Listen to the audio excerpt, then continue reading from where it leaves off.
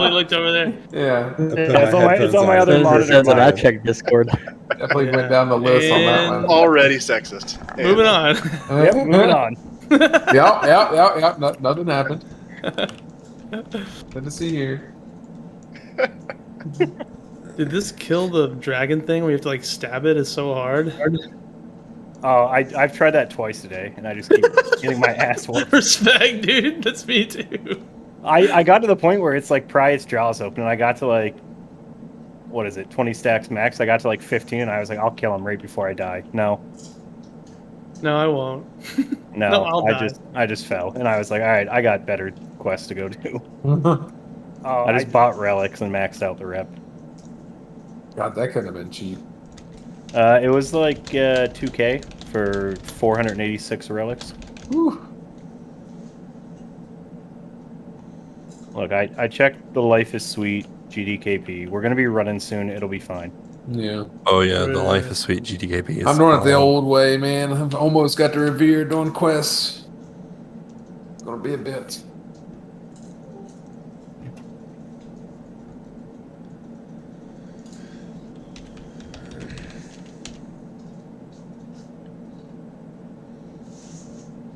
All right, so Derry, why don't you start us off with a song? I know how much you like karaoke. Egger in here, he can sing us a I shanty. wish that I was on old Rocket Top down in the Tennessee hills. I love it. Attaboy. Kill shot. Fatal strike missed. Like Sing it, always. Kelly. Have you tried getting more hit ready? Oh, got him, dude. Just get more hit. Just get more hit. How much expertise do we need? A lot, too? 26. 26, gamer. 26. 4 26? talents. Before It's not, talents. it's Is not the that magic much. number. Most, I got 11, Don't yikes. most melee have talents to You got a reset? gym for it, didn't you? Yeah. I was looking at all my gear. I'm like, what am I changing all these agi gems to? Expertise. That's what I guess so. At least you don't have to gym for hit anymore, dude. At least. Did you say you put mongoose on both your daggers? Is this working? I have, yeah. I'm Mongoose is not like hear you. cheaper I than hear you. Berserker. Thank you. Yeah. I'm not gonna Mongoose spend is- 3K on my daggers. Mongoose is still like $4.25 each. Yeah, something like that. Still cheaper than Berserker. Better than a couple thousand. True. I think it's like a 2% DPS increase or something like that, like 150 DPS, 2% of your damage if you switch it for us tuners. That's what old Simon told me, and he doesn't lie, so. He doesn't. He's incapable. He's got Yeah, the you're right. receipts. Let's move to raid comms because I think this channel might be hidden for people. I'm dragging everybody. Gosh. Ding, ding, ding, ding, ding, ding. Somebody grab your call out. There she is. There we go. There we go. Okay. Pump. Anybody who's not here, write their names down. Checking. All right. Let me see if I can do this. No gift for you. Screen 1. We go live. No, look. Let me hide all my porn real quick. Oh, baby. No, keep it up. Show me. Show me. I want to share it with you. Kaylee did not appreciate that joke. I don't know who did. I don't know who did. I was really hoping that one would land, but it. He was really hoping for his audience there. Zekin hasn't Okay. joined yet. Yeah. Yeah, Zekin. That's a Zekin Zekin would've joke. liked that. Zekin would have loved that. Why is his quality so shit? It might be the channel. Hold on. No, it's not the channel. Yeah, we're nitro boosted at gamers, I thought. What the Yeah, like freak this is is like potato. What's wrong with the Are you on dial-up, man? No. Looks fine on my screen. Of course it does. Pull up my He's getting stream. See if it looks crappy. Ooh, yeah. I see what you're talking about. Oh, it's bad. I can kind of read it. Kind This- of. Mostly because I wrote that. See the word mechanics. I've got it. We're done. We're good. Yeah. They're really, like, it I is see funny that you say that, you sky. call it, because, like, most mechanics you just Yeah, ignore that's and you right, just yeah. kill things. I think. Yeah, it feels Try like this, very let's little try this, mechanics. Let's try this. What if we did it off of your YouTube? Would that be better? Applications. Let's try application Like and subscribe. and give this a shot. Oh yeah. Oh, it's Yeah, More better? much better. Okay. I did share That'll work. screen instead of application. It keeps going in and out. Actually, is That's it actually really better. blurry at the top for you guys? No, Nope. it looks fine. Oh, Like- the top is blurry, right? Yeah, it Yeah. keeps it's blinking blurry and then clear. It may be better if you just did it out of YouTube, Siduri. I don't think your YouTube stream is always good. It's going to be a few seconds behind, so it's going to be real awkward if everybody's watching. Okay. Well, we just work with this, I guess. Yeah. If you want to pull the raid sheet up as a reference and just have it up while I'm talking about stuff, that might be the best thing. That's probably the best, yeah. Weird. What?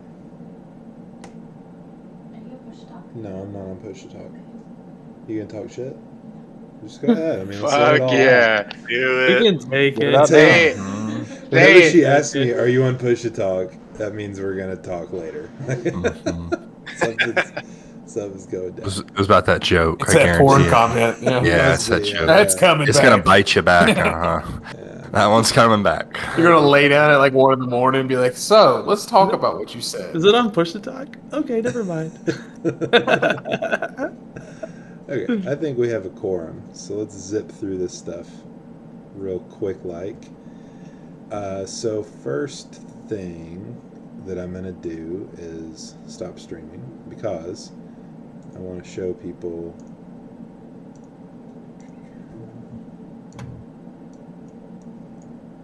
Okay, everybody see my Discord right now? Yep. Yes, sir. This About America channel, everybody should be able to see. It has a link to our raid sheet. So if you've never clicked this before, it's a good thing to start clicking. So if you follow this link, that's how you can get to the Google Doc.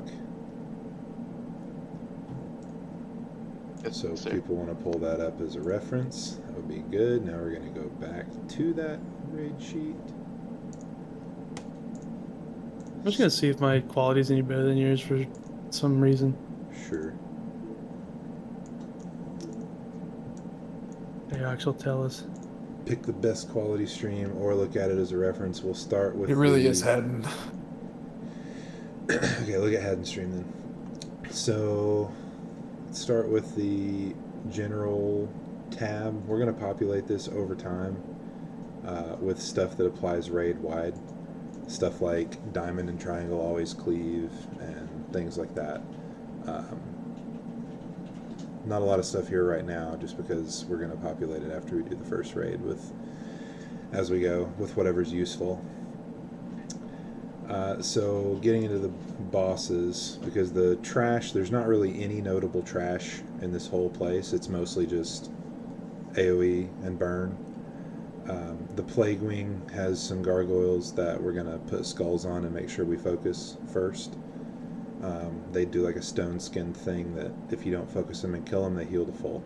So it's just put a skull on it and kill it, respect the skull. For the most part, the trash is pretty zug. Spider Wing is pretty zug too. That's where we're going to start this very first boss. So this formatting is kind of new that we're rolling out for Wrath. Adding some colors. Thank you to Haddon for that. It's a good idea. Listing all the mechanics that the bosses do, and then having a diagram for where we're going to stand on each boss. So this is where we're going to stand on the pole. For this boss, we just drag him to the back of the room, stack the adds on him, and lust and burn. It's very much a tank and spank boss. When we're all in blues and stuff, we may get his Locust Swarm mechanic. He may cast it before we kill him. If he does, he's going to get kited around the perimeter of the room while everybody stands in the middle. And adds are going to come out, and we're going to kill those adds as they come out.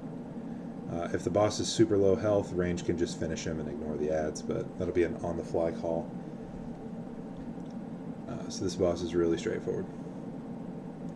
Faralina, a lot less straightforward. In a perfect world, we just stack everything together and nuke it and ignore all the mechanics.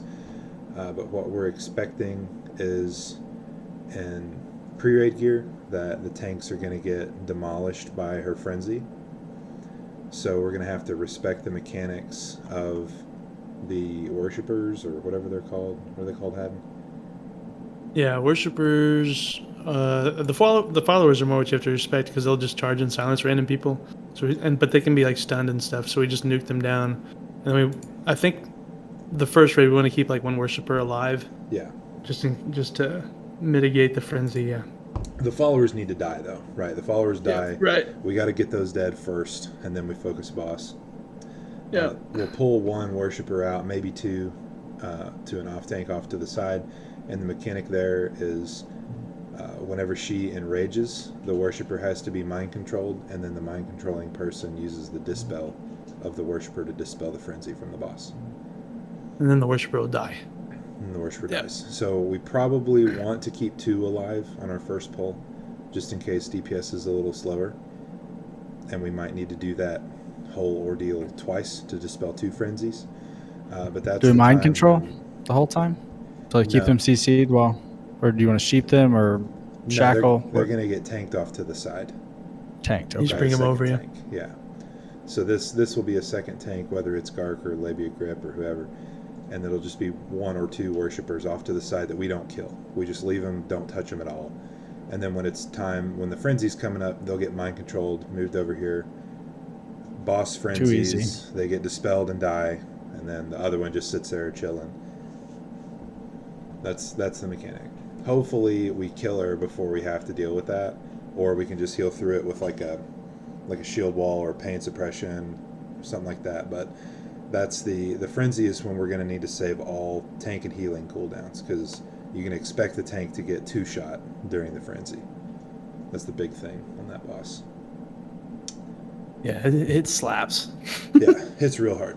It's real hard. It was on the beta. I think it was beta. On the beta runs where people didn't really have pre-raid bis and they didn't have Sunwell gear, they were getting murked by this boss. So they had to actually do the mechanics on the beta. But we've got at least 1 tank in pre-raid bis, and I'm going to be decently close to pre-raid bis. So maybe we can cool down through it. We'll just have to test it and see what happens. This last boss is pretty tank and spank. There are a couple things to note. She does a web wrap where she wraps people in a cocoon and throws them against the wall. And she can throw them pretty far. It's RNG on where they go in the room. So ranged DPS, especially mages who can blink over, need to be aware of people getting thrown. Go over there. You have to kill the cocoon, which frees the people. So it has to be DPS that go break people out. I know it's really difficult to imagine not just zugging the boss for 2.5 minutes straight. But you have to like tab to a different target. It's a whole big thing. I think it's a range too. Range DPS Yeah, just turns range over and DPS. plats them. Range Mhm. DPS for Oh, sure. okay. Because most of the time they should get thrown on the back wall where ranged are going to be within Yep. casting range on them, but occasionally they'll get tossed like 40-50 yards away, like over in the yonder sphere. So the other big thing on this boss is the web spray, which is like a 5-second stun that's unavoidable on the whole raid. So that's where we're going to rotate tank cooldowns, and we got to make sure full hots and full healing buffs and armor buffs and whatever else we got are on the tank for that. So we'll rotate between like a pain suppression, divine sack, and like a shield wall for a tank. We probably won't get more than 2 web sprays. I would be surprised, because we're gonna just zug and burn this thing. He doesn't range at like 30, so it's just something to keep your tank cooldowns for. Yeah, yeah. So That's anybody it for have questions or comments about the spider wing? Any trash or bosses? No, sir. It's okay to have questions. I don't want this to be me talking the whole time. This is the time where we hash out all of the like, well, what if we did it this way? That type of thing. If you're too shy, you can DM me or DM somebody in Discord and we can bring it up. But we want to try to work through as much of that before the actual raid as we can. Because we are the goal here is to push through all of these raids on Thursday in 3 hours. Might sound like I it's have a scary. general but- question, Yeah, what's up? and just because I forgot. So Nax doesn't have true hard modes, right? Like it has achievements, but you don't get additional or superior gear for doing them. Is that right? That's correct. Okay. Yeah, just achievements. The only hard mode content that has a different loot table in Phase 1 is Sartharian. Right. And his loot changes depending on how many drakes you leave up. But Nax is just Nax is going to be mostly a face roll. That's why we're starting in Nax. And that's why we're starting with Spiderwing. Because Spiderwing is the most face roll of the face roll raid. So the idea is we face roll Nax, get as much gear as we can, go to Malygos, get a few more pieces of gear, and then we have as much gear as possible in the raid for the hard content, which is Sartharian.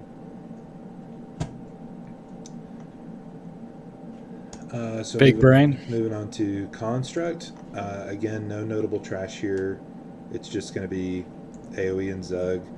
Melee, there's that one room. If you never did Classic Nax, there's a room where there's just a bunch of slimes on the ground. Just let ranged kill those. Don't be a hero, because if they touch you, you're probably going to die. You'll see it when we get there. On Patchwork, this is where we're going to stand. We're going to go ahead and cross the river here. The most important thing on Patchwork is for Paladins, don't fat finger your Judgment of Light. Because if you do that, melee are going to heal up, and it's probably going to get somebody killed. The idea is melee need to sit at like 30% health for the entire fight. So healers and paladins, you got to fight all of your natural instincts to top those people off. If they're melee DPS, they need to be sitting at low health. Anytime they get topped off, they're probably going to eat a hateful and die. That's the way the mechanic works here. This hateful mechanic is just looking at current max HP. So the idea there is all the melee sit at low HP, the off tank needs to be always topped up, and then the melee will live. You can dip into this green slime as a melee because it reduces your max HP, and then you dip back out, and then you'll be sitting at like 30% health coming out of that. So if you ever do get healed or topped off as a melee, just dip into the slime, dip back out, and pray that you don't get healed again. Not a bad idea to have a shield on a macro, because if melee start dying and you wear a shield, you might just live and save the raid. It's true. It's true. It's happened before. It has happened before.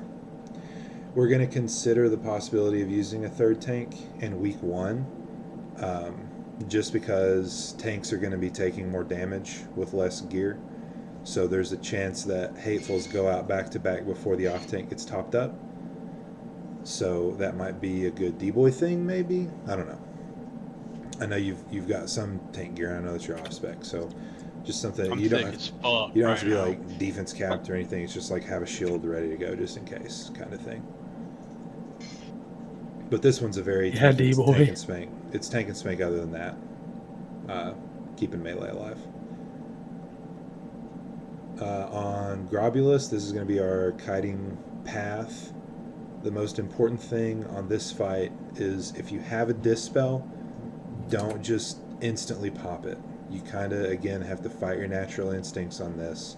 When you see the poison go out on one raid member, it's called mutating injection. If you instantly dispel it, it's going to drop a poison cloud on the raid. And we may wipe, we may be able to be gamers and run out of it, but it's really annoying, and you will be tarred and feathered in the town square. So this, just run to a safe spot. This is obviously going to rotate. If we have to turn 90 degrees, then this yellow zone is now going to be where the words kite path are. It's going to rotate. You always just kind of want to run it behind the boss where we've recently ran away from. That way, when you get dispelled, you drop the poison cloud away from the raid. That's the idea behind it. You also don't ever want to go in front of this boss. When he does his slime spray, he spawns an ad for every person that gets hit by the slime spray. So the goal is we only get one ad every slime spray, and that's because the main tank is always going to get hit by it. And that ad can just be stacked with the boss and cleaved. But if we get, if somebody pulls aggro, for example, at a slime spray and he sprays the whole raid, we're going to get overwhelmed by ads. So just something to keep in mind, especially when you're running the mutating injection. You don't want to run in front of the boss. Even if you're like 50 yards away, if you're in front of the boss, it could still clip you and spawn an ad. That's that one. It's just a lot of movement. He does drop poison clouds on himself periodically, so that's why we have this kite path. and that's something for melee to be aware of. You really have to be watching your feet and watching your health. If you start to take damage, it's probably from a poison cloud, so you can step back or off to the left or somewhere safe for a few seconds while we get repositioned. It's just not worth sitting in poison and dying, basically, as a melee. So this boss, Gluth, is a little bit tricky. It's the first one that we are going to have to 3-tank. If we only have 2 tanks, then both tanks have to be on the boss, and we'll have to have a ranged DPS, maybe both hunters do the kiting. But the idea behind this boss is he spawns zombies for the entirety of the fight. The zombies will run to him. If they make it to him, he eats them and heals.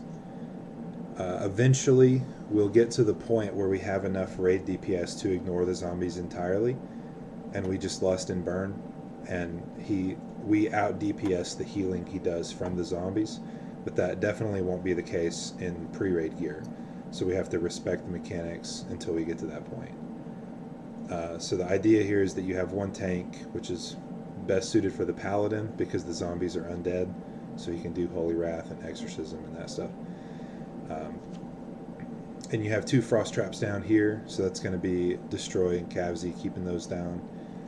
And you just kite back and forth, taunt all the zombies that you can. They do have a threat table, so healers can rip aggro on zombies. So if you're a kiter, you will have to out-threat the healers. And it's just a matter of keeping as many zombies away from him as possible so that he's not healing. And then every, I think, minute or 45 seconds or something, he does this Decimate ability, where he takes everything in the room, players and zombies, to 5% health. So when Decimate is coming, that's when we're going to want tank cooldowns, and that's when we're going to want to queue up heals on the tanks, because they will also get taken to 5% health. And he can auto-attack right after casting this. So you have to have a heal pre-casted for this Decimate, and those have to land on the main tank or he's going to die. Is it worth raid walling there, saving some kind of raid sack? I don't think the raid sack reduces Decimate damage on the raid, but you can do... Or like personal- after the Decimate goes out, raid the, sack? The only people taking damage are going to be the tanks after the Decimate goes out. Because Okay, all the zombies, when the Decimate goes out, all Right. the zombies ignore everything and just beeline to the boss. They clear Gotcha. they clear their aggro table and everything. So when he does Decimate and all the zombies get nuked to 5%, all the DPS have to swap to them, AoE them down Yeah. before they reach the boss. Do we have pain sup? Or is it talent? We do, yeah. too? We'll precast Pain Sup on whoever's tanking before Decimate goes out. How often does he decimate throughout the fight? Do you It's know? like every minute, I think. It's pretty spread out. We'll have enough tank cooldowns to make it through, and we'll probably only get 1, maybe 2, because he doesn't do it right away. Well, yeah, you paint sub one and then shield wall the other. Right. And then you can hand of sack a third one if you get a third one, but I doubt we'll get a third one. So that's that one. It's mainly on the hunters to keep those traps down. Hunters also trank shot the boss when he does his enrage, so we'll set up a rotation for that between Cavsy and Destroy. And then there is a tank swapping mechanic, which is why we have to have 2 tanks on the boss. They get a stacking healing debuff and mortal wound, so they'll have to taunt swap just like Brutalis, countdown and taunt. There's a lot of stuff going on in this fight, but it's pretty easy. It's mostly a tank and spank other than like 3 people. Yeah, once they figure out the kiting, it'll be Yeah. Thaddeus, this one is going to be super fun. This is where everybody's going to pump and get their 30k crits. I want to get feedback on this. I initially just put this down as a placeholder on how we split the raid. But the way this boss works, you have these 2 ads up here on these platforms, and they have to die at the same time or within like 5 seconds of each other. And if they don't, then they heal to full. So we have to split the raid somewhat evenly, and one side will probably have to stop DPS while the other side catches up. But we're going to split the raid up so that they die at the same time. So I don't know if our raid is really going to be this balanced, where we can have all physical on one side and all casters on the other. But if there's a better way to split it up, I'm all I'm all ears for it. I would just have the role leaders split them up, so like I can do the ranged and let Labia Grip do the melee, and just give us edit access, and we can fill it in. You need to Okay. take into consideration for week 1 too, just like where people are at gear wise and stuff. Yeah. Oh, Where there's you guys are. even if it's looking off a through little that. bit. I don't think it'll be massive, but that'll be a little more accurate than casters and melee. Okay. Yeah. I was just looking at your stuff. And we may shuffle it around a little bit once we get into the room based on Of course. you know what people are actually pulling, because this is our first time getting in a 25 man together. I don't know what people are going to be pulling because we've only seen dungeon DPS so far. Right. Or maybe just group 2, like group 2, group 3 left, group 4, group 5 right. I don't know. Yeah, but then we still have to put people in those groups. Hagen and Look at Fugan it don't. more. Hagen and Fugan don't do anything remarkable, do they? Like there's no like reason. one of them does a chain lightning and the other one does something. They're both very much tank and spank. Okay. So it's just a matter of splitting the DPS evenly, or as close to evenly as possible, so that one side doesn't have to sit there with thumbs up asses for like 30 seconds. I don't mind us with the casters. You split the rogues too because they're a really good single target. Yeah. And like you have to throw Aox on whatever one's gonna need damage because he's gonna freak out every time and blow stuff up. So we'll get you guys edit access for this to do that before Thursday. So that's phase 1. We split, we kill those ads. When you go from, it's hard to see at this angle, but there is a pretty good gap here. You need to press your spacebar and jump. Just channel your inner Aox and press your spacebar to get from this platform to this platform. Feeling a little targeted. Use in this your whole engineering class. your engineering boots, your brand new speedy boost things. Yeah, speedy boots are Here's good. the Rocket spot boots for 'em. are good. Yeah, it's just getting across the sledge. You can slow fall, levitate, maybe blink it if you're a gamer. If you just run off the platform without jumping, you're going to fall in this green shit, and you're going to take like a 1 minute long path of swimming all the way back to the entrance, running around and doing the jump of shame while we're all pumping the boss. And we're all going to point at you for sure. Yeah, definitely make fun of you. The most important thing on the boss itself, it's a tank and spank other than the polarity. So he does the polarity shift. You get either a negative or a positive charge. We're going to go negative on the left, positive on the right. If you don't want to do it this way, then fight me, because this is the way that it should be done. It's a joke because it doesn't matter. It's 50-50 either way. But this is the way we're going to do it. This is the way we did it on the private server, so it makes sense to me. If you need help remembering where's where, look at your keyboard. If you're looking at the boss, the plus is on the right side and the negative is on the left. Exactly right. The way I like to remember it is Illidan is negative and he's on the left. That's the worst. Perfect. way ever. Obviously. I remember that one. Another thing that we did in Classic, and I don't know if it'll make a difference, but say you're on the positive side and you have to go to the negative side, swing to the right side of the boss. So that way, so basically you'll always pass with the boss on your left as you go to the opposite side. So that way you're never running through people with stacks. Counterclockwise is what you're saying?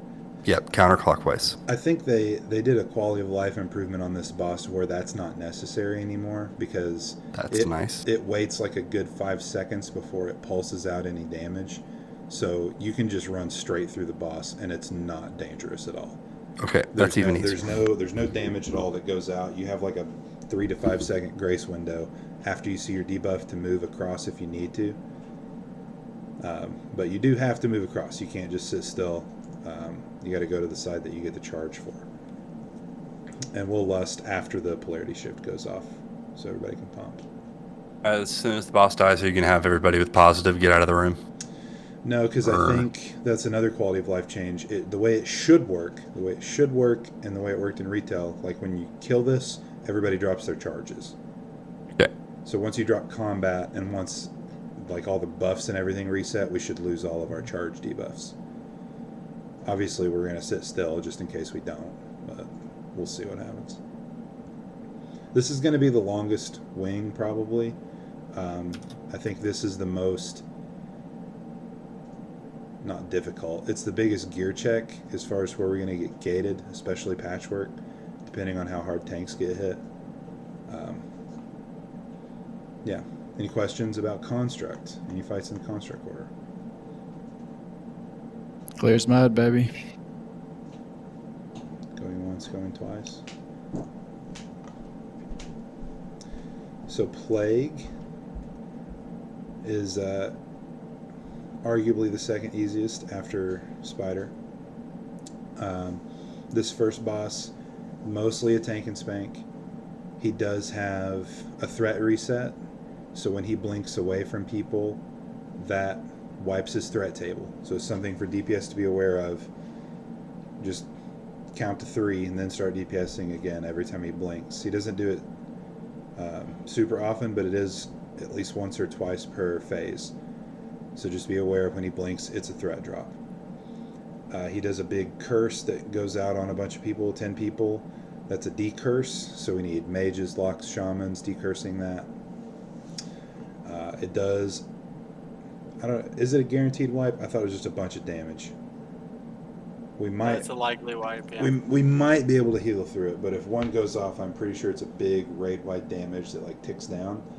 Kind of like when you get hit by the shadow guys on Muru that come out of the void portals, where it just like ticks down the raid constantly. So that plus everything else going out probably will be a wipe. So definitely prioritize decurses over DPS in this one. There's ads that come out. They'll just get stacked with the boss. We will try to lust and burn before he teleports, but if we don't make it because we're in pre-raid gear, he's got like a minute-long phase where he becomes inactive and untargetable, and just a bunch of ads come out that we just stack up and kill. Very straightforward. When he comes back out, he'll drop threat again, so this is a big threat juggle fight. DPS, you got to keep yourself alive by not pulling threat. That's pretty much it. This is a very simple one. Huygen. Are we gonna try the skip? I'm sorry. Where like we do the 4 horsemen and then we swim through the tunnel and come out. Will. Yeah, we will. It saves time for sure. It saves a lot of trash. Yeah, actually, that's a good point. I need to put them in this order. We'll keep going on Plague because I'd already started on it. It's going to bother me forever if I don't finish it. So Huygen, mostly straightforward. You just have to know where the zones are. We're going to put flares down in the room for the safe spots. But this fight is just, once you know the movement, it becomes very trivial. Very trivial. It's kind of a joke. All the ranged and healers are going to go stand on the platform after the pull, and then Huygen gets kited between these spots. So he'll start at spot number 1, and then big poison green stuff goes flying up in the room and all the other zones, and it's like a big splash thing, like a water fountain that your kids play in. So once that goes up, then he moves to spot number 2, and then the poison stuff will go up in zones 1, 3, and 4, and then he'll get dragged to number 3, and so on. So he just gets moved from spot to spot. It's pretty slow in the first phase when the ranged are up on the platform. You have a good amount of time to DPS moving from spot to spot. And then after he goes all the way across the room and all the way back, I think maybe not all the way, but maybe like halfway back, like a minute into the fight or so, he's going to teleport up to the platform, at which point the entire raid is going to run out to this spot number 1. And then we do the dance, where it's the exact same movement for melee, but it's like 3 times as fast. So it's a lot of movement. You can try to throw some DPS. I know doing this as a mage, you really only had time for like 1 spell, then you had to move, and then 1 spell and move. So it's pretty quick, but you just move from spot to spot, and then the poison goes up in all the other zones, and there's always going to be 1 safe zone. So if you can follow the leader, this is going to be a real easy boss for you. That's pretty much it. There will be shame given out for the person that ruins the achievement for us. There is an achievement here where nobody in the raid can get hit by any of these poison things in the whole fight. It's not a one-shot. It might be a one-shot to some squishy people, like casters in in pre-raid gear, especially if your stam is low. But it shouldn't be a one-shot for most people. So it's mainly just the shame associated with it that you want to avoid. You heard. Whoa. Lothab, this one is very notably different if you did it in Classic. They completely changed the way the healing debuff works. Now it's it used to be whenever you healed, you couldn't cast another heal for like some amount of time, right? Like that was the Classic version, and it was tied to you as an individual person. This new one, there's just an aura that goes out, and nobody can heal for like 20 seconds. So in this window where that aura doesn't exist, number 1 priority is top the tanks off, number 2 priority is top any of the raiders off. So shields are going to be huge here. Mitigating damage as much as possible, especially for tanks, rotating cooldowns, rotating Hand of Sack from paladins where we need to on the tanks is going to be big. Basically everything we can throw at the tanks to keep them alive during this debuff is going to be the name of the game. Does Judge Light heal like it did on the private server? Or is that... It shouldn't. You know? I think that was a private server thing. It shouldn't heal. We're obviously going to Judge Light. Hopefully it does, but it should not heal. We gonna synchronize Hellstones? All that shit? I don't know if Healthstones work. If Hellstones work, I would think Judge Light would. Yeah, all the guides are saying to save your health stones for the later phases of the fight when more damage is going out. Okay. So they do work? Okay. Yeah, so after 5 minutes, I guess it's a soft enrage. And Inevitable Doom is cast twice as often. Yeah. Surely we'll kill So I this guess- guy in 5 minutes. I wonder if the Hellstone just works in that 3-second window, probably. I don't know. Yeah, We'll, yeah. we'll Any have to test. self heals and work during that 3-second window. It all works. Well, in the 3-second window, everything works. Yeah. But they Outside of that, it won't. outside of that, it doesn't. Yeah, it that's wouldn't that's what work. people are asking about. I think No. during the Yeah. debuff. Yeah, during the debuff, you can't receive any heals. It's just nothing. So it's going to be just shields. The other big thing on this is spores. The spores, we don't want to pop them on a tank. The spore is going to come out and it has like 2 health. If you sneeze on it, it dies. I think they can be gripped. I think. Somebody correct me if I'm wrong. They could, yes. The iterations we No, played. they I swear they can't did. Like all the guides, I watched a YouTube and said it could not be. It could not be. Yeah, That was just one video. They could have lied. it may have been. Oh, a I don't know private server nothing thing. about this one. It was, yeah. It may have only worked on the private server, but not here. So Do we'll it soon- live, dude. We'll try to grip them. We'll see if it works. But the idea is, if you're a DPS, you want to get the spore debuff, which means you want to be standing on top of the spore when it dies. Increases your crit chance by 100% and makes you do no threat. So we want that to go on all the DPS as soon as possible. If it can't be gripped, we'll assign one person to kill it from each group, so that way they can be responsible for knowing when everybody's there at the spore. So that way everybody gets the buff. I want to say they changed the limitation on that also, so like everybody can stack on it. So you can do like 1 spore for melee, 1 spore for ranged, and then everybody will have it. We're not going to have to like split it up by party. I think that was a classic thing that you had to go like a group of 4 or 5, right? Yeah, it was Yeah, groups. it's 5 people per spores. Everything, all the resources I looked up. Maybe that was another private server thing, because we definitely just zugged it. All the melee ran to 1 spore and all the range ran to another. So we'll try it. The idea is, if you're a DPS, you need to get a spore debuff.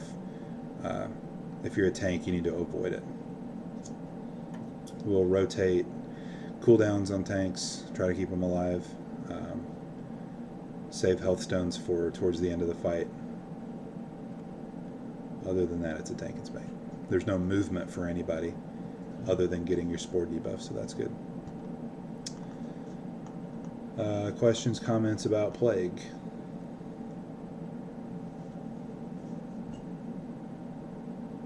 There is one thing you can do in this fight. You can save the spores till the end, and if you get that 50% crit buff, it'll last past the fight, and you can take it on to the next wing. Assuming that works. We're going to Saffron. You could. Well, I guess yeah, you could we do would be that. going to Saffron, yes. We We're would go going to from here Saffron for the Giga Chad pull. yeah, yeah. So we got to be ready because coming out of if that works, that means as soon as this guy dies, we're taking the teleporter, and going up to Saffron and insta pulling from this while we all have spore buff if it works. So we'll just keep that in the back of your head, and we'll be ready for it if it works. So before that, military, and there's a skip at the end of military after 4 horsemen. You can swim through like a slime tunnel, and it pops you out right in front of Noth, and you skip a bunch of trash. So that's what Shadow Rich was mentioning. That's a thing that they added, that skip for Wrath. Didn't exist in Classic WoW. So we'll do military. Warlock should have the first. unending breath glyph. Makes them swim faster. Shave a couple course, seconds of course. off. It's big. It's big. I think. Does your fish form work in there in the slime skip? You remember? Probably. I think fish form works for druids. Can you not use it inside, or do they change that? I'm not sure. Kaylee said it works, so if it doesn't work, she's the one to yell at, not me. I trust her. One thing I would add just in general is that, like, if you're like me and you haven't done a bunch of Wrath content before, you don't remember it, there's a bunch of VODs of people doing it, like the beta and stuff. Like, some stuff's not this, like, some stuff might be different, but for the most part, you can just watch the mechanics and watch them move and stuff. I can link some of it too, but that's been the most helpful for me, just looking at it. That's a great point, because I'm coming from the perspective of doing this pretty recently on a private server, a lot.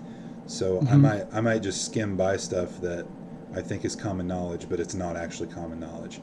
So it is going to be super helpful if you've never done Nax before, especially if you've never done it at all in any version.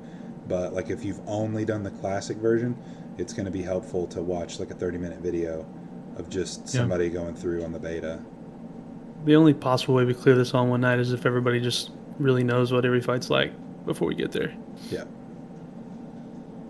Yeah, the pace is going to be really fast. We're going to be pulling trash with the mindset of one night clearing the whole thing on Thursday. Now, obviously, stuff happens, and if we get hard stuck on a boss, we might have to abandon that goal, and that's okay. But as of right now, that's the goal we're setting. So the pace is going to be set based on that goal. So military. Resuvius is going to be another one that's a big tank slapper. The ads have to be mind controlled. There's a buff that you use when you mind control the ad that you have to put that up on yourself. It's important for priests. So for Nyeth and Christ, you have to put that buff on yourself before you taunt the boss, or your ad just gets smoked. Bone barrier only lasts 20 seconds. Yeah. So that'll be the rotation that we do between the mind controlled ads.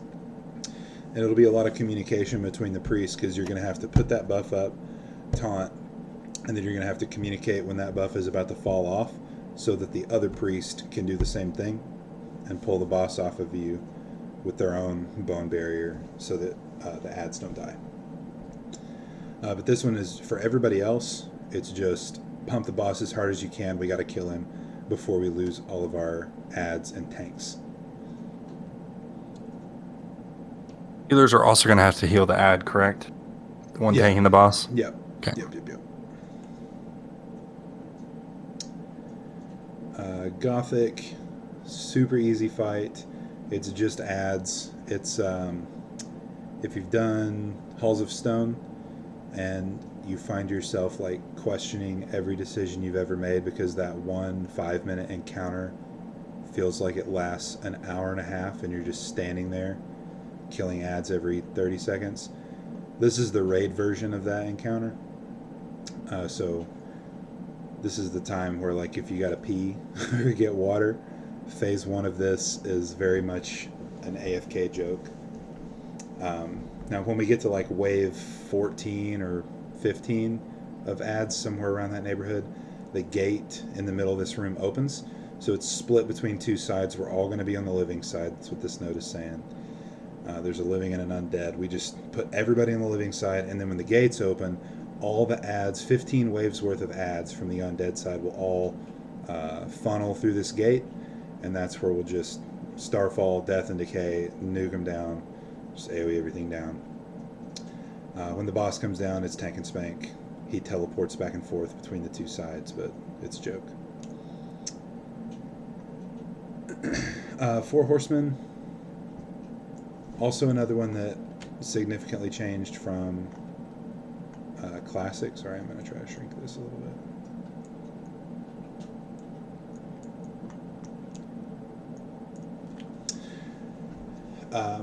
The biggest change being the pull. I believe in Classic, when you pulled them, they just acted like normal mobs, and they would just run at the closest person. But the way the pull works in Wrath, they will run to these corners when you establish aggro on any of them. And there's no table or anything until they get to those corners. So we're going to stack everything right here in the middle. Once we pull, we're going to run. Well, the people in the back can run out there before the pull, but once we do the pull, the 2 tanks on these mobs are going to stack them up right here in the middle. We lust and cleave them down. In the back of the room is going to be a Holy Paladin and a tank. I say tank, but this is probably just D-Boy, probably just a plate wearer DPS. And then the Holy Paladin just beacons themselves and heals that person. You can do the back of the room with 2 people. The 2 people in the back, you want to look out for like void zones and any other damage that is going out. You guys are going to have to swap, so there is some communication that you'll have to do. You'll have to cross this threshold at the same time when you do the swap. When you get to like, I think it's 3 stacks, is that right? That you want to do the swap. But each of these bosses puts out a stacking debuff that does increasing damage over time, and it's unique to each boss. So there's a Baron debuff, a Thane debuff, a Blow Me debuff, and a Zealot debuff. So when you get 3 of the Blow Me's, you're going to swap over here, so you start getting Zealot stacks. Same thing with this guy, swaps over here. The hardest part. Can you say that one more time? Blow Me. Okay, I just want to make sure I have that right. Blow Me, Rick. That's what it says. Got it. Got it. Thank you, sir. Yeah, gotcha. So this fight is really carried by the 2 people in the back of the room, making sure that they're, 1, not standing in void zones because it's easy to fall asleep back there, and 2, doing the swap correctly so that they don't wipe the raid by being on the same. If you're in the same corner as each other and you leave one of these mobs alone, it just does pulsing damage on the whole raid until we die. So everybody, not everybody, somebody, at least one player has to be in one of these quadrants at any given time.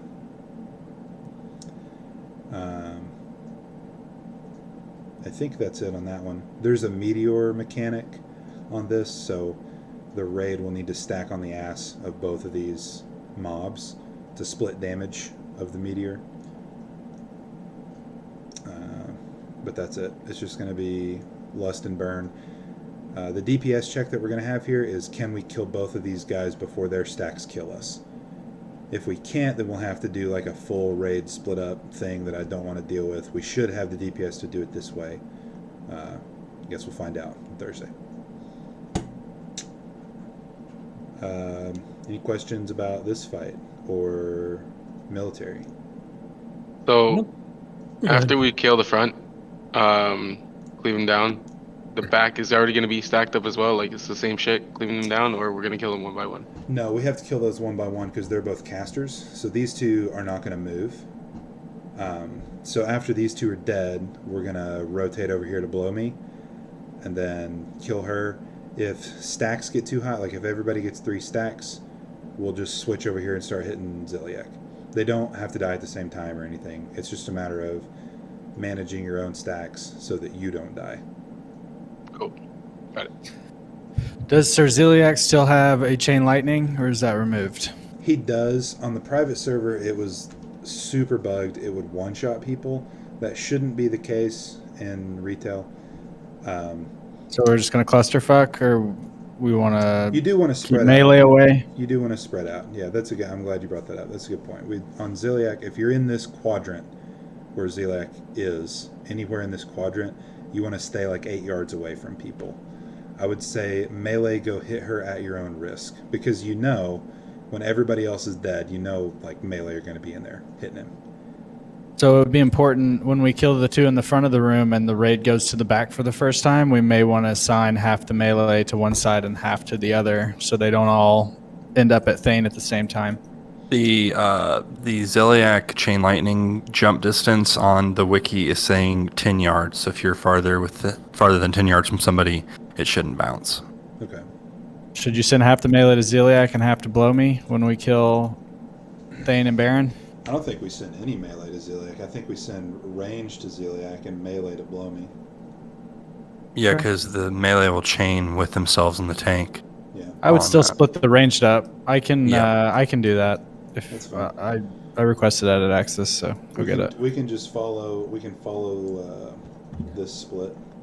You can just copy paste whatever you put right here Okay, from Thaddeus. Just do that. works for me. Keeps it really simple. Only other question is, Christ, do you think you'll be 80 by Thursday? That'd be a tall order, I think. Yeah, probably not. Yeah, so Probably not. we'll Definitely need to next figure week, this though. out. We can adjust on the fly. I would also argue that you should put at least one melee on Ziliak. Whatever the Giga Chad, is it the assassination rogue? Probably let Duners and Haddon switch off. There's no reason to not use the melee range. Right, because they'll be Yep. 10 yards away from the ranged people as the lone melee. That makes Put sense. the big dicks on it.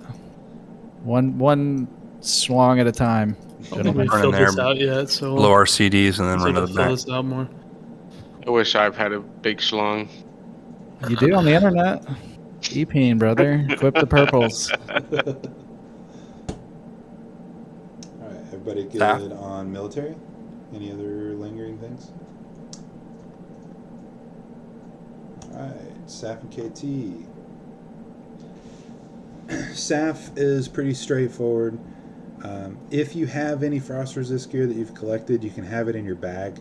I don't think it's going to be necessary. It was never necessary in retail Wrath, and it was never necessary on the private server. So I would be very surprised if we're dying to that frost aura. I think we just heal through it, especially with Judgment of Light. I don't think it's going to be a big deal. The big things on this fight are don't stand in Blizzard and decurse the life drains. That's a big time sink. If we let those sit on people, it heals the boss a lot, so it'll slow us down. So Mage, Druid, Shamans be looking for decurses on this one. She has a ground phase and an air phase. The ground phase is just about avoiding blizzards. One thing I'll throw out from the private server, if you're running the game at a really high graphics quality, for whatever reason, the blizzard mechanic on Sapphiron tends to lag people out, like FPS lag, because there's something about it, the way it's coded, there's like so many blizzard ticks that it'll lock you up. So I would recommend tweaking your graphics settings down for this boss. Yeah, I added that note.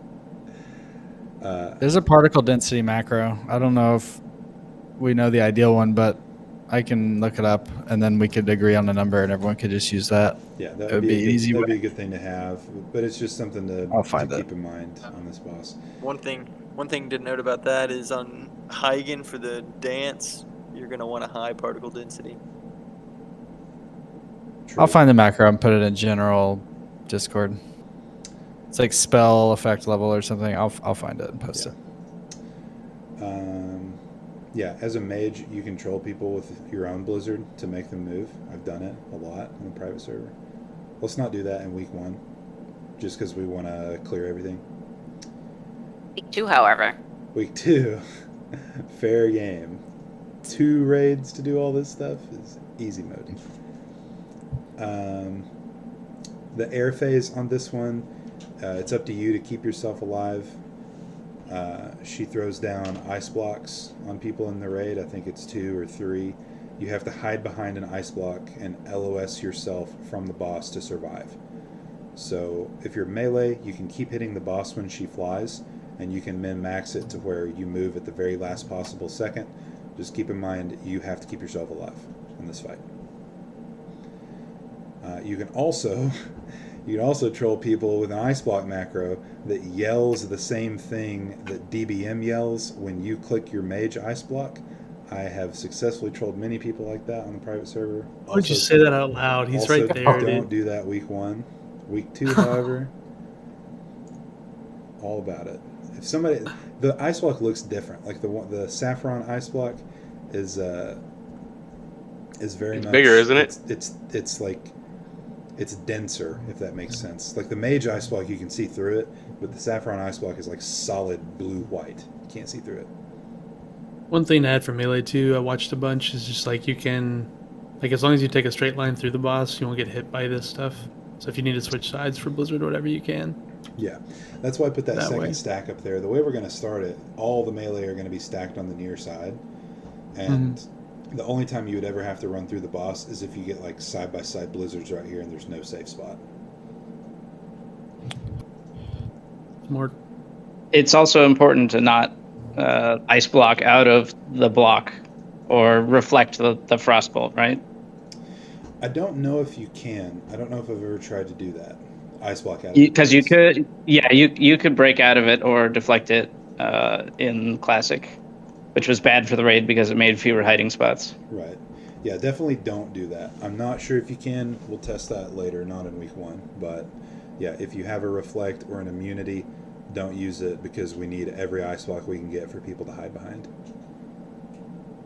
Another thing, the melee, if a melee person, because all melee should be hitting the boss when it flies to maximize damage on the boss. If a melee person gets chosen for an ice block, it could be that hiding behind them doesn't really LOS you if the ice block is like right under her. I don't know exactly how her hitbox is going to work for that, but I'd say you're going to be safer to run out to a ranged ice block to make sure that you're LOS'd from her during the breath. I have a question. I don't know if you said this or not, but is it like SAF where if somebody's around the person when the ice block goes off, they get pros too? No, I can't remember. No, it's just it doesn't hurt them or anything? Nope. Okay. I didn't know if it caused damage. No, it doesn't chain. It's just single target. The spell effect console command was removed. I think it worked on the private server is what I'm thinking of it, but it is not in the game anymore. Okay. Well, we'll just see. We'll see how much it lags us. I mean, we really don't know. We don't know how it's going to be coded in the classic version. I bet of the it's game. fine. They would have fixed it on beta. I'm sure people would have bitched and moaned. You would think so, but you know, just a small indie company. Multi-dollar. Yeah, $multi. So the last boss, the big honcho, KT. There's a lot of shit on this one. He's got a lot of mechanics. I will say it's easier than it looks. It was hard in Classic from what I've heard. I didn't do it in Classic, but the Wrath version of this fight is pretty easy. Nax in general is pretty easy. I don't think KT is the hardest boss of Nax in Wrath. It's just a matter of not spreading the tombs to other people and not standing in stuff that's going to kill you. So the big thing here, phase 1, killing ads, that's the kill prio. It's very boring, very tank and spank, very easy. When the boss comes out, melee will have to form 2 stacks, and we can pre-assign those stacks. Excuse me. But you need to be max melee hit range in each of these stacks.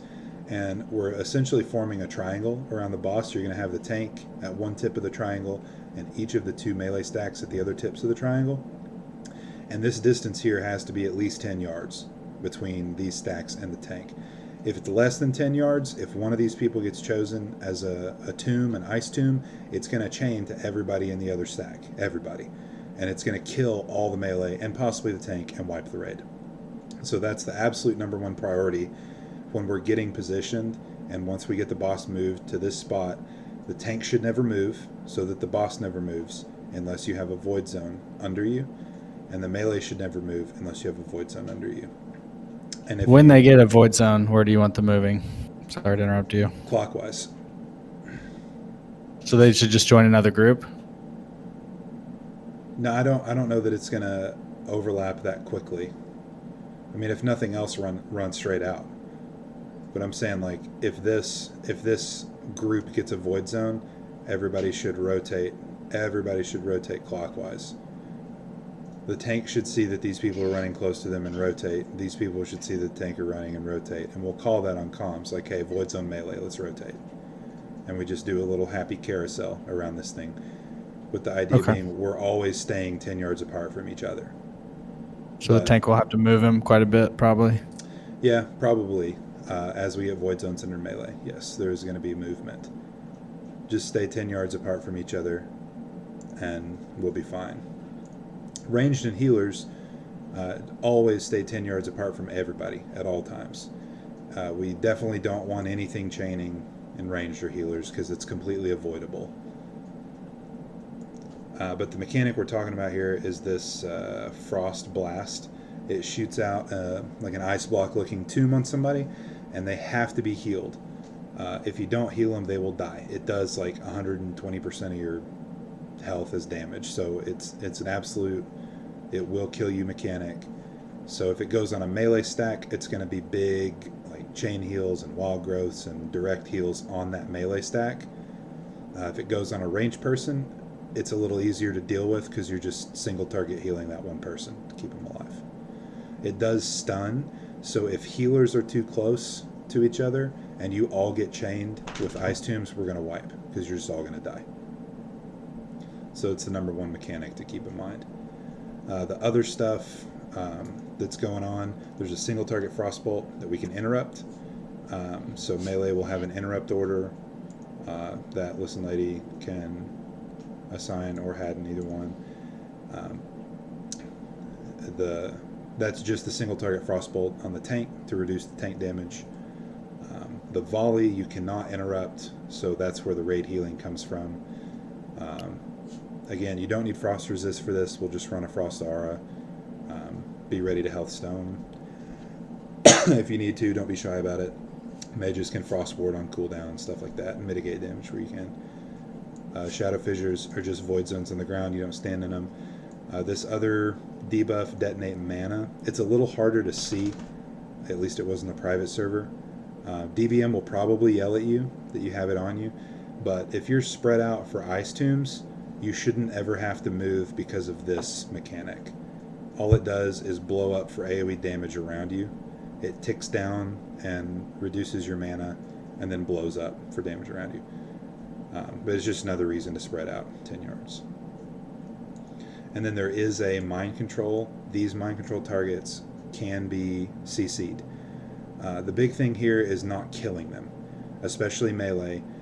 We should have a DBM timer. Don't know how accurate it's going to be, but just be ready for mind control to go out at any time, because when the mind control does go out, you want to hold your cleaves, hold your divine storms, and whatever other AoE stuff that you have in your normal rotation. You want to hold that until these people get CC'd. Cyclone is the best thing because it makes them immune, so they don't get griefed. We will have at least a Boomkin and a Resto Druid, so we'll have 2 Cyclones. Just Cyclone the closest person to you. Other fears that are fears. Other CCs that are good are fears to get them out of the melee cleave area. Poly is good. They can be stunned, silenced, everything. So we're not gonna like pre-assign CCs for those because I think there's only 2 or 3 of them. So just throw Cyclones where you can, throw fears where you can. The big thing is don't kill people. And then the only other thing that happens on this fight is at 40% health, a bunch of ads come out that the off tank is going to pick up and just hold, and it's a soften rage, so we're going to hold lust for once these ads come out, because they become more powerful as the fight goes on. So it's eventually, it'll get to the point where it kills your off tank, and then they start killing healers and you wipe. So once those ads come out, then we'll lust, kill it, collect our loot, go kill Malagos. Questions about Saf and KT?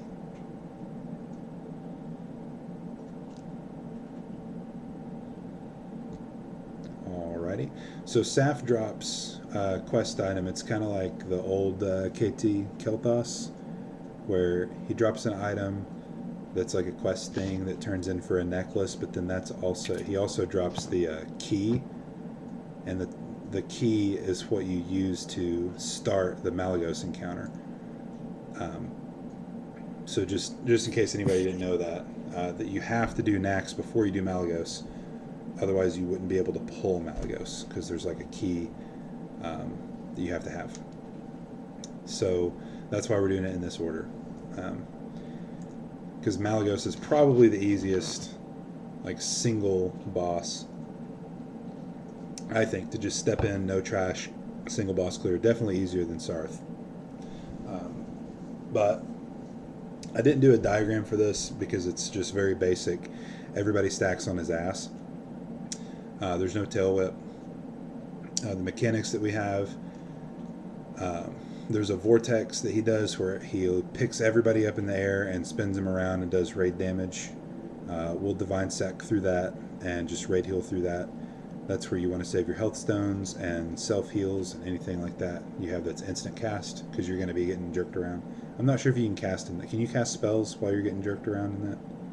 Anybody know? Yes. You can? I believe you can. Yeah. Any instance and like melee and stuff. If it's like any other, like the first we can boss do our instance or second boss rather, the mage lady. Yes. Yeah, we can do our instant stuff, like shields, and used to be we could do COH. Okay, but if you have like an ability with a cast time, it's going to get interrupted probably. Yeah. Okay. Yeah. So that's that vortex. He does it like every 30 or 45 seconds, something like that. The other big mechanic is the power sparks. These can be really hard to see. They look like flashing stars, but they're pretty small, and they can spawn anywhere around the perimeter of the room. And they spawn on the outside edge of the platform, and then they slowly travel towards Malagos. So we're going to tank him right in the middle of the room. When those sparks come out, they need to be gripped behind the boss and killed immediately, because if they get to him, they buff his damage, which is bad. We don't want that. But what we do want is when they die, they drop a big lightning circle that if you stand in it, it increases your damage by like 50%. So we want to grip that to where the raid is stacked, kill it there, and then we zoom through phase 1 a lot faster that way. When he gets, I think it's 50% health, he flies up in the air. And we go to phase 2, where we don't fight him at all. It's just ads, and this whole phase 2 is just moving from purple bubble to purple bubble. That's all it is. We're going to be killing ads the whole time.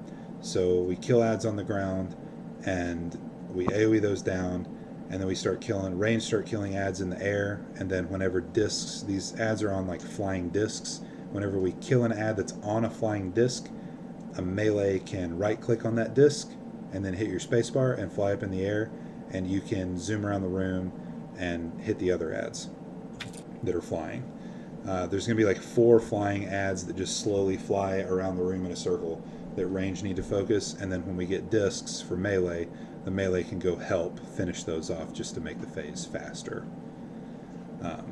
The whole raid that's on the ground is moving from purple bubble to purple bubble. They get smaller over time, and then they dissipate entirely when they get really small. So anytime a new purple bubble comes up, we're going to run the whole raid to that new purple bubble every time. We're never going to skip one. We're always going to move to the newest one. The only time we'll ever not move is if there's a deep breath imminent.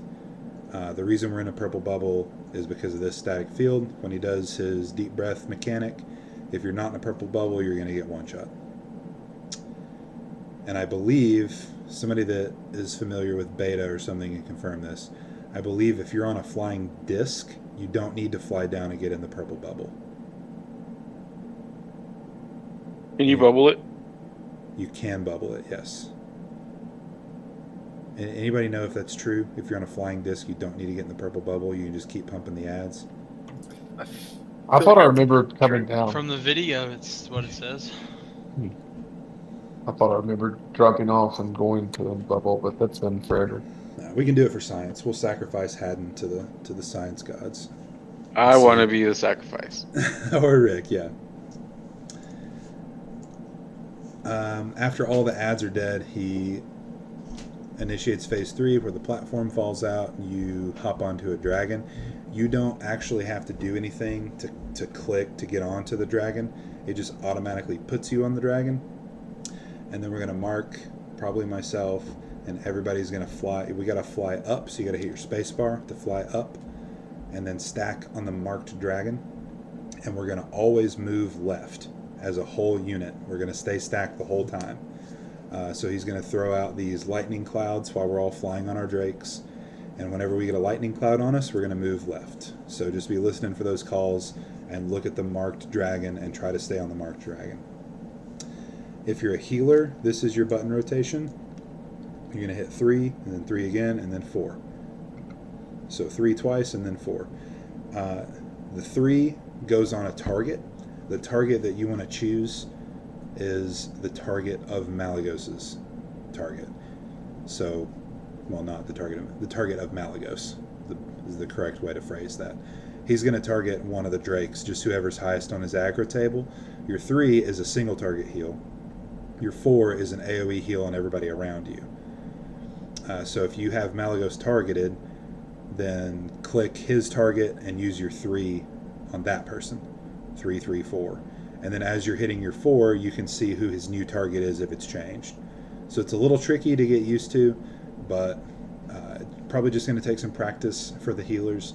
The thing you want to get used to is always, you probably set up a macro for this. Somebody smarter than me can set up a macro to make your number 3 heal his target, Malagos' target, or heal your targeted target and then you target Malagos. I'm sure there's a macro out there somewhere. But the idea is you use your single target heal on his target and then 4 is your AoE heal. For the DPS, you're just doing 1, 1, 2 until it dies. If you're ever about to die as a Drake, you can hit number 5. It's a combo point finisher, and it's like an 80% damage reduction on yourself. So it's like an oh shit button if you're about to die. But besides that, you just 1, 1, 2, 1, 1, 2, 1, 1, 2, and you follow the raid stack, and then he should die. This one's probably going to take a couple pulls for people to practice the drakes, and that's okay. I expect to wipe on this a couple times just so everybody can get used to the buttons, used to the movement, make sure your raid frames are working. One thing to set up is, especially if you're a healer, the way the raid frames work for a lot of add-ons is it's not going to show you Drake health on your raid frame. It's just going to show you player health, and all the players are going to be 100% health all the time, even if the Drakes are taking damage. So setting up like pet raid frames basically just for this fight. I think there's some dungeons you can test it in, like Oculus. You can do an yeah, Oculus. Yeah. That's the one. In Oculus, you can test it in Oculus to make sure that your raid frames will work for this fight. Real quick too, the drakes or dragons will scale off your item level or gear score, just like Oculus. So your drake will have higher health and do more damage the better gear you have on. So even if it's not like the best gear, maybe swap into like higher item level, worse quality pieces, and you'll do more pump. Yeah, good call. So take off Sunwell pieces. Pretty much any Sunwell piece is. If you have a 200 item level piece, that's, even if it's worse, yeah, slap it on if you can. What is Sunwell? Do we know what's the item level on Sunwell? 150. 159, 164. F in the chat. Yeah, that's a good thought. Any questions about Malagos? Thank you guys for sticking with it this long. The final actual difficult encounter of phase 1, 3 Drake Sarth. So I highly doubt anybody is going to, at least on our server, maybe some people out there are going to burn it and lust it and burn it and do the Zug strat. I highly doubt our raid is going to be able to do that week 1, just because we don't have 22 DPS in pre-raid BIS. And that's fine. You don't have Fear Factor and Shadow Ridge Thursday, so also that, yeah. We are missing a couple people, so it's not a big deal. We can still do it with normal mechanics. It's just a little bit more complex. And the only thing that makes it complex is killing the Drakes in order and taking the portal. But the way this fight works, the general mechanics The big one is a firewall. I highly recommend watching a video of this boss fight to see where the safe spots are in the firewalls, because they're different. You can get a firewall from the left side and it comes across the platform, or you can get a firewall from the right side and it comes across the platform. There's always 2 safe spots for each firewall, but they're different for each firewall. So you got to be a gamer, and when the firewall's coming, we're going to be screaming, firewall coming, find a safe spot. It's up to you to find a safe spot and not die to it. And people are going to get hit by it on the first few pulls. It's okay. It's a learning experience, just something to get used to. But it's absolutely the #1 mechanic that's going to get people killed. If you get hit by the firewall, it like knocks you up in the air, puts a big fire dot on you, and you're most likely going to die. You can bubble off the dot if you're a paladin. You can ice block it off if you're a mage. But most people, when they get hit by that, they're going to die. And we really need all 25 people alive through all 3 of these drakes if we want to have a chance of killing it. So that's the big thing, is not dying to firewall. The other thing to not stand in is just a void zone, normal void zone. Those happen once the drakes start coming down, so just watch your feet, don't stand in void zones. There's going to be little fire ads for basically the whole fight. Those just get picked up by the tanks and cleaved down. If you're a DPS, you should be really focusing the drakes first. Whenever there's no drakes alive, you can hit Sartharian, but really the ads should just mostly die from cleave damage when they're stacked on the drakes. You should never focus the little fire ads or the little whelps that come out later. And this is a very general guide. We're going to have to do a few polls to see where we want to position and the way we want to do it. But in general, we're going to stack at this spot right here in the middle of the platform. We're going to put the boss in the corner. We're going to do as much damage as we can to him before the first drake comes down. When the first drake comes down, we're going to kill it. Ads are going to come out at some point. Those will need to get AoE'd down along with the drake. So those get picked up, dragged over the drake, we AoE. When the second drake lands is when we're going to lust. And the idea is we want to kill that second drake before the third one lands, because the window between drakes 2 and 3 is a little shorter than between 1 and 2. So we'll lust at the second drake, and then the second drake needs to be dead by the time the third drake is up. And we're ignoring all portals until the third drake is dead. After the third drake dies, then we'll have an assigned group, which we don't know the exact people that are going to be in it yet. It's something that we're going to assign before Thursday, based on what people's gear is looking like. But there will be an assigned group that takes the portal after the third drake is dead, and they kill there's 2 Twilight ads inside the portal that are making Sartharian immune to damage. So likely we're going to send most of the DPS inside, and then a couple healers and a tank. Kill the ads. There's a little bit of coordination required with that, because as soon as the second ad inside the portal dies, which it's phased similar to Caligos from Sunwell, you kind of get sent to like the Shadow Realm or whatever. It could happen that when we kill the second ad, we get instantly teleported out into a firewall. So that's something that we have to communicate. Wait for the firewall to pass and then finish the second ad. But once those ads are dead, then we all just hit Sarth.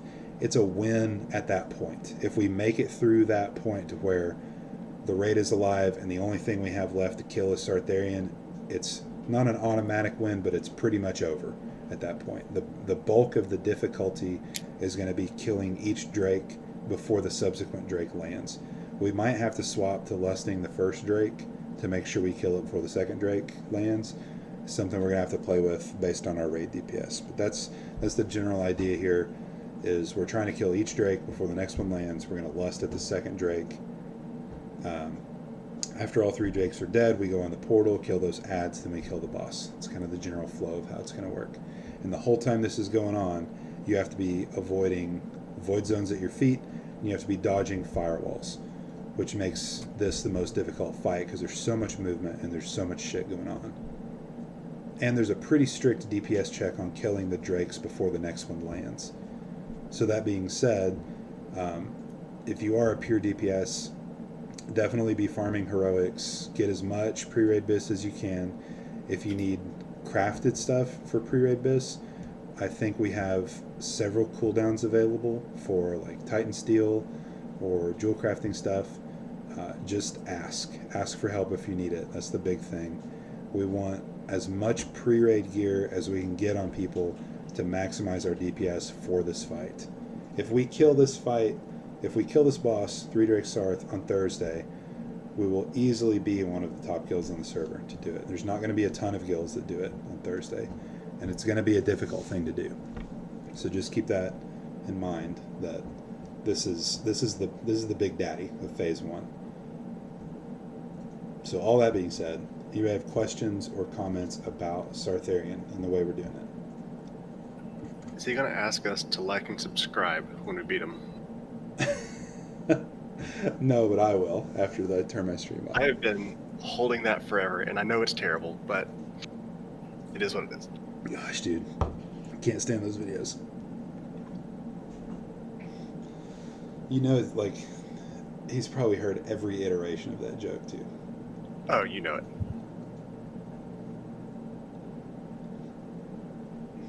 All right, any last minute questions about any of the stuff we talked about tonight, or how the raid's going to go on Thursday, or any other general questions about Wrath raiding? Speak now or forever hold your peace. I have a general. Oh, you can go, you Colin. Nope. I just wanted to know if anybody knew of any add-ons that would show you gear eye levels. Slippery slope. Gear score. Yeah, gear score was the big one from retail Wrath days. I didn't know if anybody pumped that up to now. Is there a plan for the Shadow Priest, or we have it all covered with the Boomy Ellie, right? Like we don't. That covers all the buffs because you got Unholy DK. Yes, with no Shadow Priest, we're still covered for all our raid buffs. Yes. Cool. So we have Bukin. Boomy and we have Ret Pally for replenishment. Yeah. And Unholy DK. Yeah. It's Listen Lady in here. Is he for sure going Frost? Just because I need to know for my spec. Yeah. Okay. So I'll change mine then, so I don't have to bring him. It'll probably be Unholy for Thursday, I think. Correct. Yes, that's correct. Since Fear Factor's not going to be here. Okay. Yeah, that makes more sense. All right. I'll definitely bring the 10%. But I think besides that, that's just because Fear Factor's not here. I think generally he will be Frost DPS. Gotcha. Yeah. Cool. Well, I'm personally very psyched for this. I think it's going to be a lot of fun on Thursday. Try to be on early if you can. We'd like to start pulling as early as possible. No later than 6 server, pulling trash and nags. So I have a general question. All right, that was a lot of people talking. What's up? I have a general question about whether are we gonna be careful about timing of the poll so we can do things like pre-potting? Absolutely, yeah. There will be a DBM countdown for every boss pool. Pre-pots are okay. Because I've also heard that you can have 2 sets of gloves for engineer accelerators. And I would put it on a 30-second cooldown when you swap to the second pair instead of 60 seconds. So multiple pre-pop options. That's a good tip. Yeah, on the private server, there were certain trinkets that you could pre-trinket as well. I think that was a private server thing. I don't think it's supposed to work that way. As a macro, that's not right because you had to macro it where it would use it and immediately swap. You can't. I don't think you could do that in retail. Okay. But to answer your question, unless yes, Scare breaches one, we will have we'll have specific timers for that. And just to reiterate what Rink is saying, pre-potting is a thing because the new potion cooldowns. Everybody should know at this point, but just in case you don't. When you use a potion now, it puts your potion on cooldown for the rest of combat, and it doesn't reset until you drop combat. So the only way to get 2 potions now in a fight is if you pre-pot during the pull cooldown. Pop like a haste potion or wild magic or something that's going to put a buff on you. If you pop that right before we pull, then it puts your potions on a 1-minute cooldown, and then you can use another potion sometime in the middle of the fight.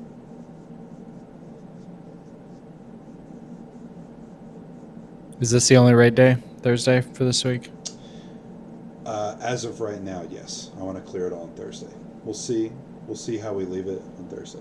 But I want to operate under the assumption that we are going to clear all of this on Thursday, because that's the goal. No pressure. If we struggle to kill 3 Drake Sartharian, will we consider 2 Drake? You may as well do 3.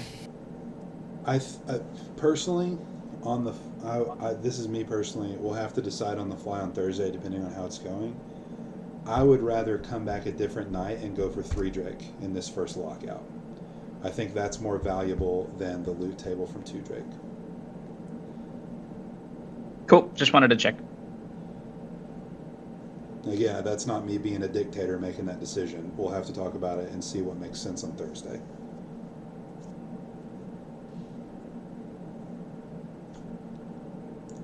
Going back to pull timers, do we have it set that we're going to be doing at least a minute beforehand for pull timers? What's the benefit of doing a minute pull timer? Well, the DK pre-pull rotation is like 26 steps, one of them being popping a armor potion a minute before the fight starts. So I don't know if I'm just going to have to guess or if we're going to have that in place. I was planning on doing like 10 to 15 second pull timers, but if there's a compelling reason to do a longer one, I don't see why we can't. It's really just a potion timer. How much attack power do you get from the armor? I think it's around 100 something, 200. It doesn't have to be exactly a minute. It's just they say a minute. That'll scale later in the game too, because it's what 180 armor. You want it to be a minute ahead because your potion timer will reset after a minute, so you can then haste pot into the pool as the pre-pot. Correct. You're double pre-potting basically. Double pre-potting basically, yeah. So we want like a 1 minute, 10 second pull timer. Yeah. 1 minute heads up. Let's put the DKs. Let's go. Yeah, it's kind of silly, but there's like a bunch of stuff that DKs have to do in between that. So I actually need that too. I'm fine with it. I don't see any reason why. I mean, that gives us a minute to like make sure everybody's got their buffs and redo pally buffs or whatever else. But Listen to a third of Kiss from a Rose. Yeah. Right. If I was the one requesting a minute pull timer, you guys would be losing your minds. Yeah, it's because we love fucking listening, dude. We don't love you. Yeah. I need a minute timer too. So Yeah. toxic. No, Just kidding, dude. It makes sense. That's a valid reason for it. I think it's fine. Yeah, The only it's for thing that warriors. the only thing to keep in mind is there's what 14 bosses in Nex. So 15 bosses in Nex. So right off the bat, I don't want to add 15 minutes to our already 3-hour limited raid time. So if we're doing a minute pull timer, that means excuse me. That means once the trash is cleared and once we're standing in front of the boss, I'm going to start that pull timer, which means everybody's got 1 minute to get their shit together, get all their buffs, and be ready to pull. Because we're not going to do this thing where we sit there and talk about it, like you do this, you do that, here's what we're doing here, and then start a minute long pull timer, because that's going to feel really bad if we do that for the entire night. It's more like, I mean, it can be anywhere from 2 minutes to 1 minute. Like, it doesn't have to be like a big thing, but just know we're going to pull in 2 minutes is going to be important. Because the indestructible potion lasts for 2 minutes. yeah. So you have anywhere from a minute and 2 seconds to 2 minutes in order to pull. Yeah. Yeah, but the closer you get to that minute, the more benefit you gain from it. So if we're going to do it at all, we need to do it right. Great. I got a question too, sir. Yes. Did you want me to spec into Divine Sacrifice? The Holy Pallies take that in their spec? Yeah. So we're going to have 3? Yeah, I would be the 4th. I don't think it's necessary. I think you go Okay. the Aura Mastery spec, right? Is that how you spec? I don't. He has a No, DPS no. spec.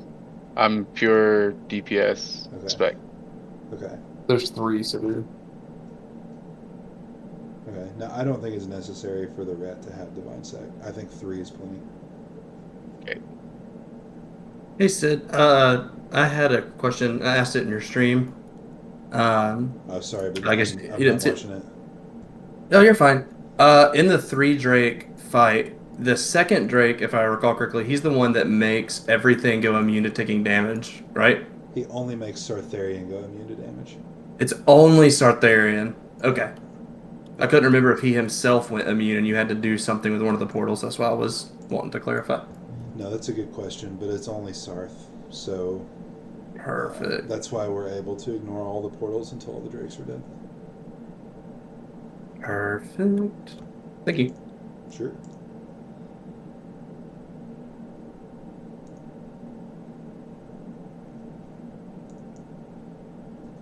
Any other parting thoughts before we adjourn? We're gonna have consumables ready for tomorrow from the guild, or should we shop it out? That's probably a Tabler question. I've not done anything with the guild bank myself. As of right now, the guild bank is not operational. All the potions and stuff are inflated, but I'll look into it tomorrow. Highly recommend people go ahead and buy this stuff because they're gonna go through the roof on Thursday.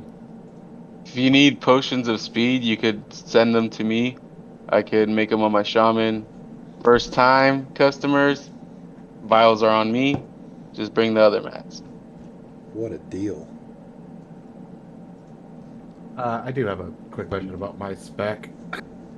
Currently, I'm signed up as a Unholy DK. I can also go Frost, more add takedown, or would it be advantageous to stick with Unholy? Who's this talking? Sorry, I don't recognize. This is Roland X. Oh, hey.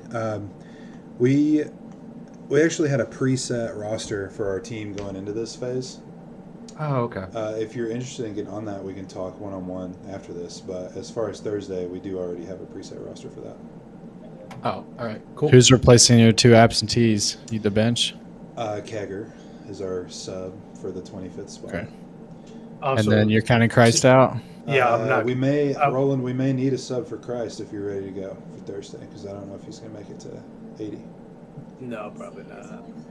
Okay, That's going to be I should be pretty ready. rough. Spec will he come as? Uh, Frost? Well, I don't know. You tell me, listen, lady. I can do whatever. I've set for everything, so Let's just whatever he's more comfortable. I prefer Frost, but let's I also need to kind of the three of us can get together after this and talk about DK specs, so we don't double up. Sounds good.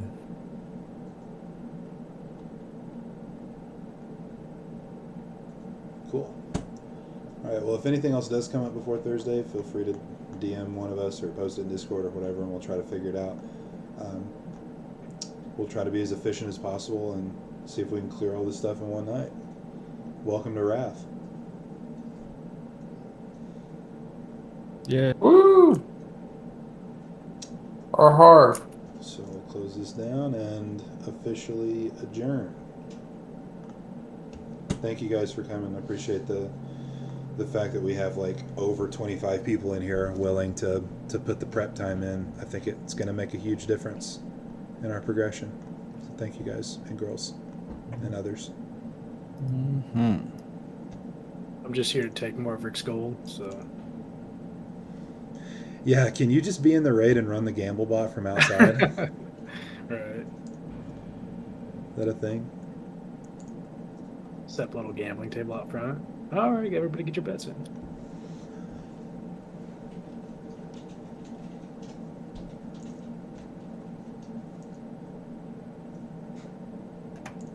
Hey, Anox, are you running enhancing totems on your spec? I kind of assume you would. Yeah, I am. Okay, sweet. I Yeah, will you won't need not to. bother to spec into it. Great. It's a little small thing. It probably doesn't even matter. Me and Shock already worried about it, but if you don't mind, let me lust. Yeah. Because I need to have my wolves out first. I don't know. Me and Shock talked about it with the change where you can't lust after. It may not even matter. The fewer non-healing buttons I have to hit, the better. Okay, so. that'll Yeah. work. Yeah. It makes the most sense just to have the enhance do it. They have the most prep. Yeah. Get all their shit put out. So you got it. But I'll definitely like yell if I'm dead and he calls for lust. But I don't plan on dying, so ever. No. Let's go. You know who's got healing buttons? Let's do it. Yeah. Oh no, now I'm just gonna get blamed if I die. Well, you could have healed yourself. One quick thing for physical DPS, I'm going to be putting out a message for everybody probably tomorrow, just going over introductory stuff, so be on the lookout for that. For the role lead stuff.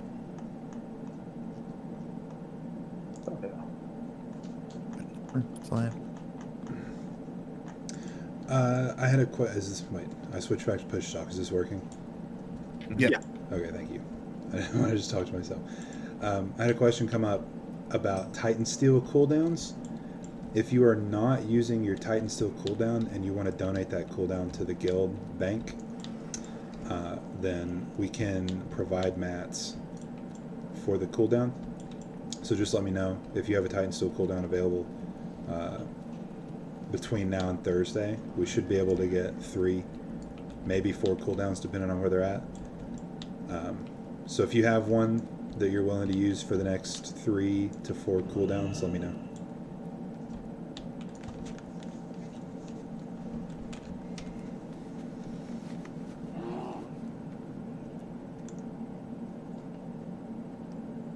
Do we have people that directly need that? I got one DM about it, but there may be others who just aren't asking about it, thinking they have to spend, you know, how many thousands of gold. So I figure it's better for at least for the next, you know, Tuesday to Thursday, we can probably crowdsource at least a few Titan Steel bars for people just to get more Titan Steel gear in the raid. Okay. I might be able to do that. I'm trying to get a greatness card and I'm like a few thousand away, so. But I might be able to squeeze a Titan Steel code on that. You need an actress loan, dude. I think the same. I had another DM, the same thing for jewel crafting cooldowns for Dragon's Eyes.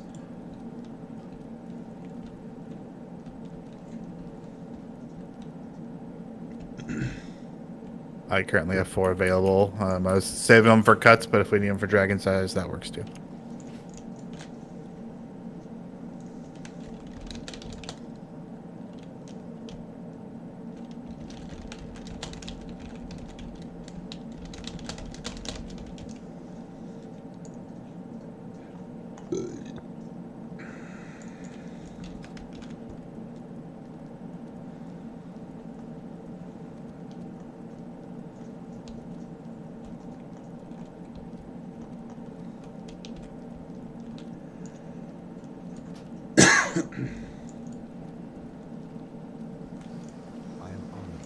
Oh, calling of Strat.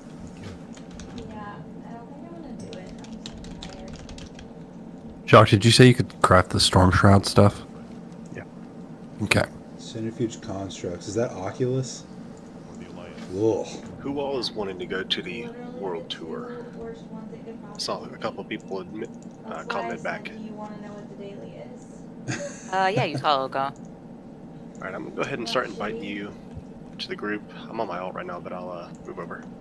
Yep, I did do the heroic daily, so you'd have to get someone else to do that. I would have saved it, but you, like literally as I was stepping in, saw your message. Alrighty. That's perfectly fine. You literally just hit 80. I can join you guys.